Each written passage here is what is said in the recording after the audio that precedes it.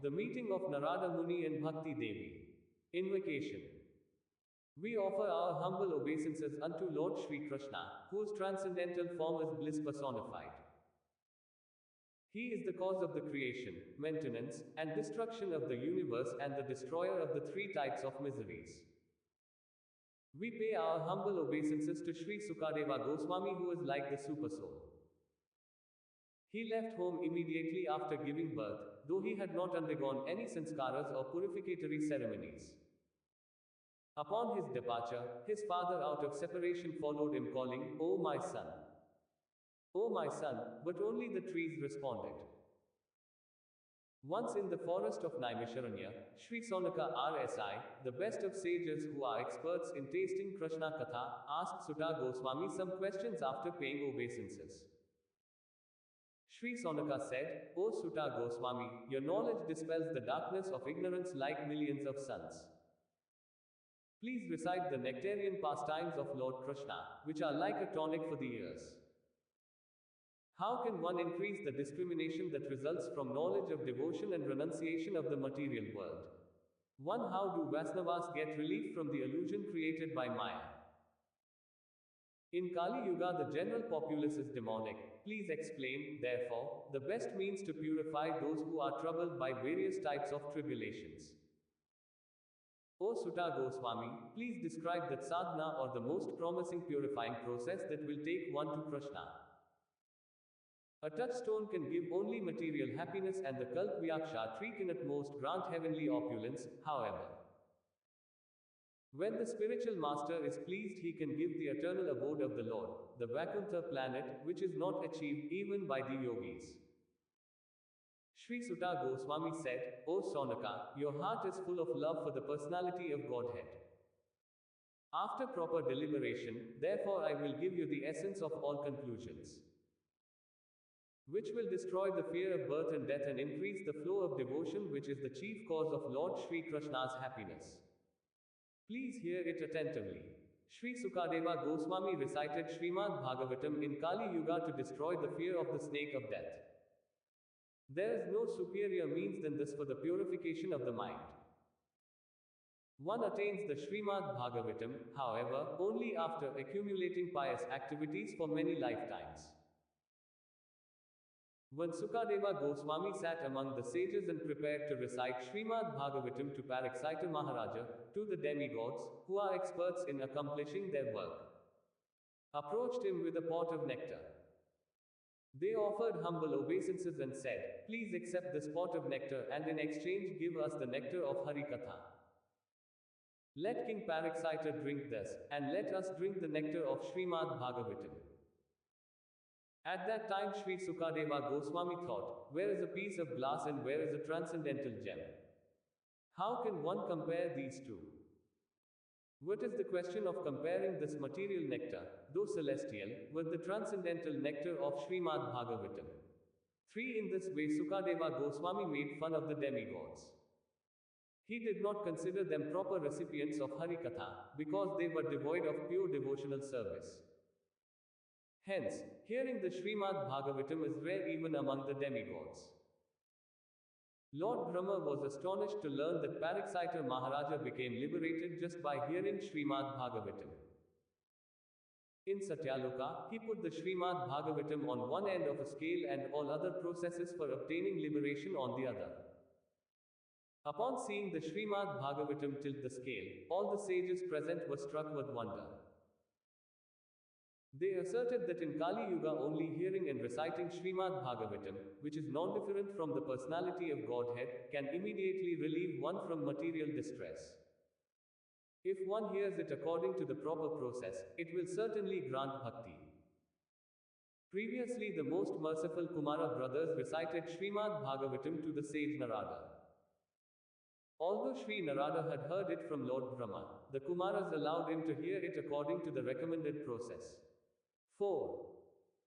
Sri Sonaka asked, where did the learned Narada, who is free from material bondage and constantly travels all over the universe, meet those great sages? How did his interest in hearing Harikatha and in knowing the specific rules and regulations for hearing it develop? Sutta Goswami replied, now I will narrate an episode that is full of devotion. Sri Sukadeva, who considers me his surrendered disciple, told it to me in confidence. Once, the Kumaras went to Visala to get the holy association of saintly people. Point 5 There they met Narada Muni. The Kumaras said, O Brahmana, why do you appear so dejected and full of anxiety? Where have you come from, and where are you going so quickly? You appear like a person in complete anxiety owing to the loss of wealth. Point 6 This is not befitting a person like you, who is completely free from material attachment. Please explain the reason for this. Sri Narada replied, I came here considering the earth to be the best of planets. Although I traveled to Pushkara, Prayaga, Kasi, Godavari, Haridwara, Kurukshetra, Sriringa, and Setubandha, I could not find peace in any of those holy places. At present, Kali Yuga, the friend of irreligion, has completely afflicted the whole earth. Now truthfulness, austerity, cleanliness, mercy, and charity are nowhere to be seen. The fallen living entities take pleasure in telling lies and are simply engaged in filling their bellies. Point 7 They are lazy, less intelligent, unfortunate, and always disturbed. Those who are called saintly are pretenders. Though they appear renounced, they accumulate wealth, women, and paraphernalia for a sense of pleasure. Women rule the family and the brother-in-law is the consultant. People sell their daughters out of greed, and husbands and wives always quarrel. The holy places, asramas of saintly people, and rivers are under the control of the Yavanas, who are against the Vedic religion. Point 8 They have destroyed many temples and therefore yogis, siddhas, jnanis, and religious people are not to be seen. The processes of liberation are completely burnt to ashes in the fire of Kali Yuga. In this age, people sell grains in the market, the Brahmanas charge fees to teach, 9 and women thrive by prostitution. Point 10 Thus, witnessing the defects of Kali Yuga and wandering over the face of the earth, I reached the bank of the Yamuna where Lord Krishna had performed various pastimes. O best of sages, please hear about the wonder I saw there. A beautiful woman was sitting in a dejected mood while two old men lay unconscious in front of her, breathing very quickly. While trying to bring them to consciousness, the young women would sometimes cry. At times she would look around as if searching for her protector, the Supersoul. She was served by hundreds of women who were fanning and trying to console her. I saw this whole scene from afar and out of curiosity went near them.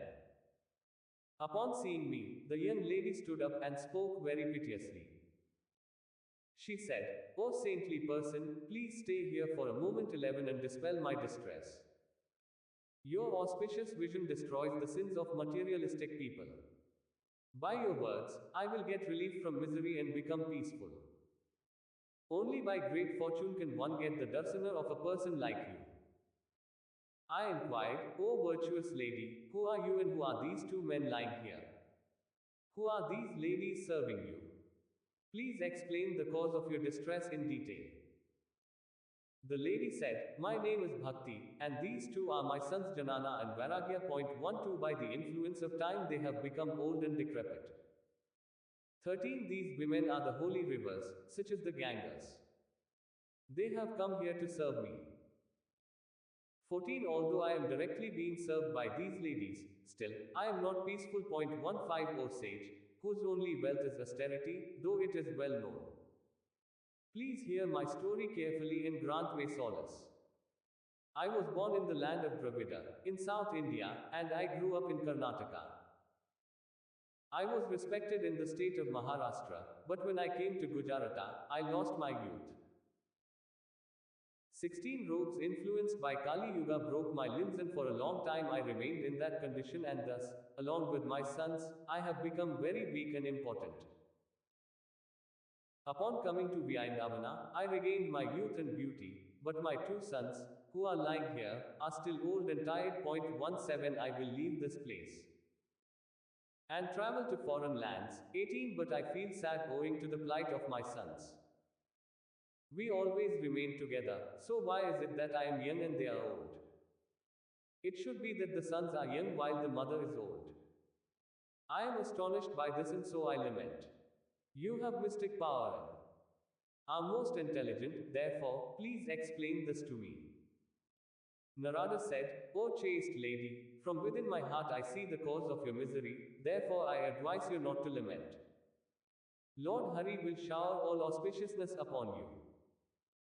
Sutta Goswami said, the best of sages, Sri Narada, understood the reason in a moment and said, O beautiful lady, hear attentively from me. Because of this ruthless age, good behavior, yoga, and austerities have all become lost. People are addicted to cheating and irreligious behavior and are like the demon Aga, sin personified. 19 at present, saintly people are unhappy. And demonic people are enjoying a sense of gratification. Under these circumstances, if an intelligent man maintains his fortitude, then he is considered a scholar. By and by the earth is becoming a burden for Lord Sesa. At present it is not even worth seeing, what to speak of touching, and I see no auspiciousness anywhere.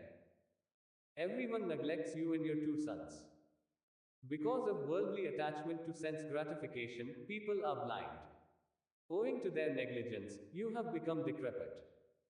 It is only due to the glory of Vyayandavana that you have become young again. This land is very auspicious because devotion always dances here.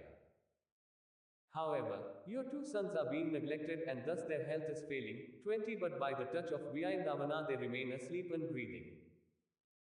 Bhakti said, why is it that King Parikshita did not kill the sinful Kali Yuga?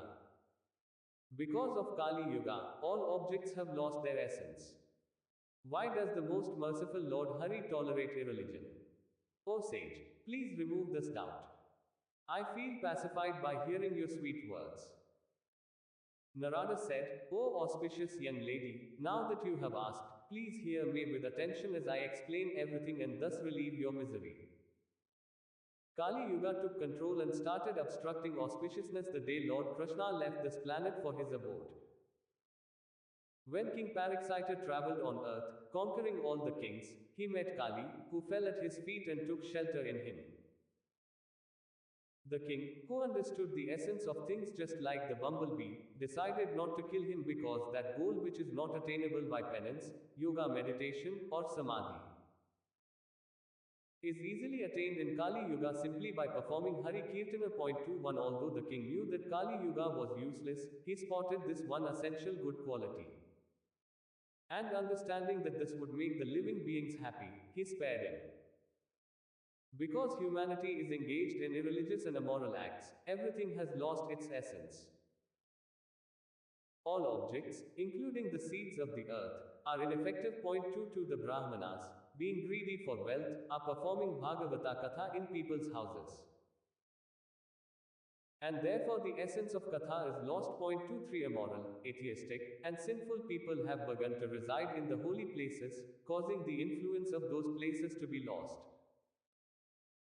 Those people whose hearts are always filled with lust, greed, and anger make a show of performing austerities, thereby causing the essence of penance to be lost. Because people are unable to control their minds, they have taken shelter from greed, pretense, and immorality, and have given up the study of scriptures, causing the influence of Jnana Yoga to be lost. Moreover, the Pandits, or scholars, are only experts in producing children and enjoying sex like buffaloes. They are no longer experts in the process of liberation. 24 Furthermore, there are hardly any Vaisnavas coming in bona fide sampradayas, and there, everywhere all objects have become ineffective. This indeed, is due to the influence of Kali and is not the defect of anyone else. Therefore, although the lotus-eyed Lord resides nearby, he tolerates this. Sutta Goswami said, O Saunaka, hearing these revealing words of Sri Narada Muni, Bhakti was very surprised. She replied, O saintly person, you are very glorious and it is my good fortune to have met you. Within this material world, association with a saintly person is indeed the cause of all perfection. Just by once meeting you, Sri Prahlada, the son of Kaidu, conquered Maya, and by your mercy, Diruva Maharaja gained the Diruva planet. You are the personification of all auspiciousness. I offer my obeisances unto you, the direct son of Lord Brahma.